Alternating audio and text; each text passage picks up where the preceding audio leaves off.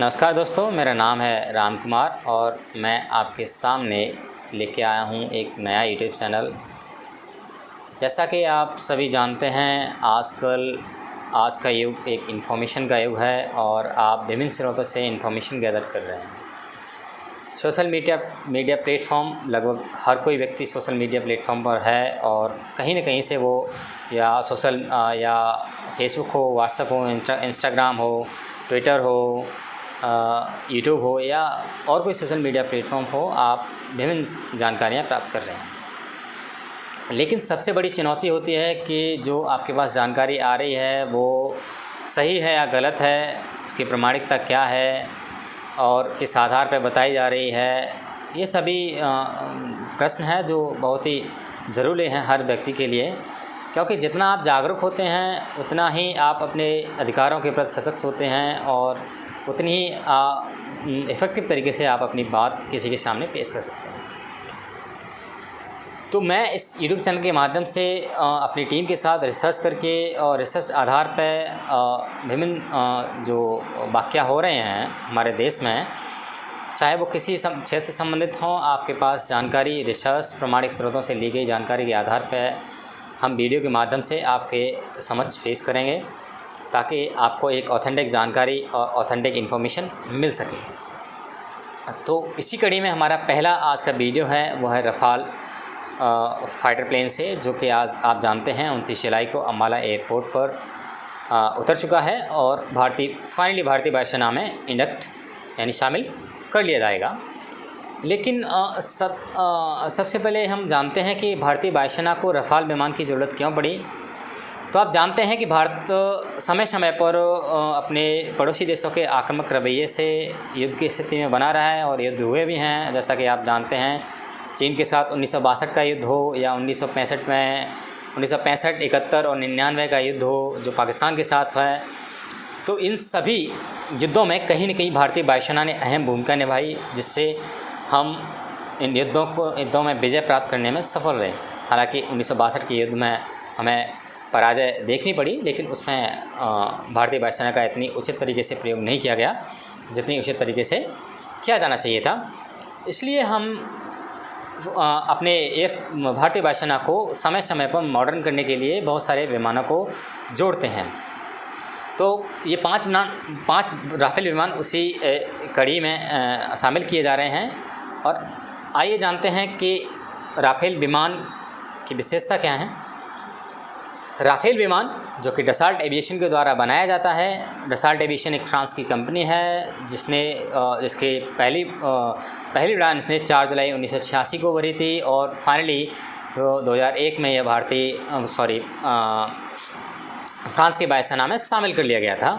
लेकिन शुरुआत से ही भारतीय वायुसेना को एक ऐसे फाइटर प्लेन की ज़रूरत थी जो इसकी जो टैक्टिकल सपोर्ट है उसको प्रदान कर सके। इसलिए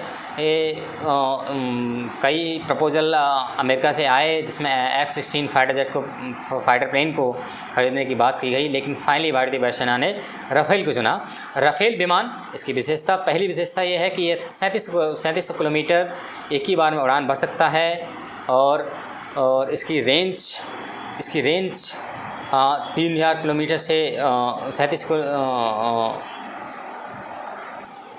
इसमें एयर रिफिलिंग कैपेसिटी है। न्यूक्लियर हथियार ले जाने में सक्षम है, यानी हम कैरी आउट कर सकते हैं न्यूक्लियर वेपन। सबसे बड़ी बात है तो इसकी रेंज की, क्योंकि आपको पता होगा जब बालाकोट स्ट्राइक हुआ था और बालाकोट स्ट्राइक में एक मुद्दा उठा था कि क्या हम अपने क्षेत्र में रहते हुए भी पाकिस्तान के अंदर अटैक कर सकते थे। तो हाँ, अगर हमारे पास रफ़ाल विमान होता तो हम अपने क्षेत्र में रहते हुए भी पाकिस्तान के अंदर अटैक कर सकते थे। लेकिन उस समय हमारे पास कोई उन्नत विमान नहीं था। हालांकि उन्नत विमान सुखोई 30 MKI एक उन्नत विमान है, लेकिन उसकी क्षमता, उसकी जो रेंज है वो इतनी नहीं है जितनी रफ़ाल की है।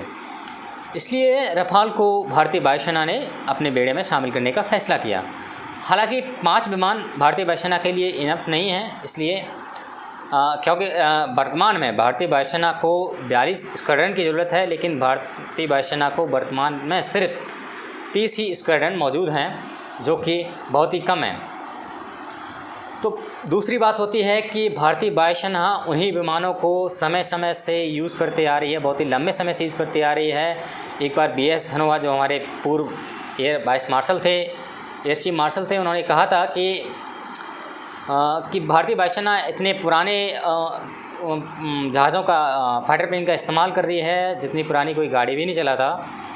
इसलिए यह ज़रूरी है कि भारतीय वायुसेना इन रफ़ाल विमान जो 36 विमान हैं उन्हें जल्दी से जल्दी प्राप्त करे, ताकि भारतीय वायुसेना को एक टेक्निकल सपोर्ट, एक बढ़िया टेक्निकल सपोर्ट मिल सके। आइए बात करते हैं अन्य फाइटर प्लेन के बारे में जो भारतीय वायुसेना यूज़ करती है। इस कड़ी में सबसे पहला हम बात करते हैं सुकोई 30 MKI। सुकोई 30 MKI जो कि रूस के द्वारा बनाया जाता था, लेकिन इसके एक एग्रीमेंट के द्वारा हुआ और भारत की एक कंपनी है हिंदुस्तान एरोनॉटिक्स लिमिटेड जो इसको अभी प्रोडक्शन कर रही है। इसकी रेंज काफ़ी बेहतर है, 3000 किलोमीटर इसकी रेंज है। स्पीड भी इसकी अच्छी है, 2120 किलोमीटर प्रति घंटे की रफ्तार से उड़ सकता है।